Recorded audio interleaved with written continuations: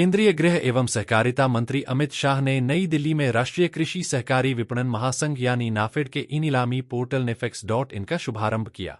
इस अवसर पर उन्होंने कहा कि सरकार किसानों और बाजार के बीच मौजूद बिचौलियों की भूमिका समाप्त करने के लिए लगातार प्रयास कर रही है, ताकि किसानों को उनकी उपज का उचित मूल्य सीधे मिल सके। अमित शाह ने कहा कि नई व्यवस्था के तहत किसानों को फसल बिकने के 48 घंटे के भीतर भुगतान सीधे उनके बैंक खातों में प्राप्त होगा। इससे पारदर्शिता बढ़ेगी और किसानों को भुगतान के लिए लंबे समय तक इंतजार नहीं करना पड़ेगा।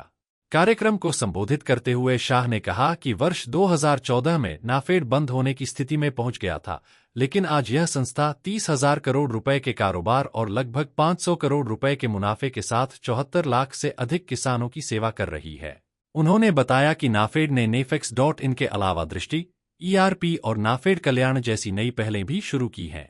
इनका उद्देश्य कृषि विपणन व्यवस्था को अधिक पारदर्शी, आधुनिक और किसान हितैषी बनाना है।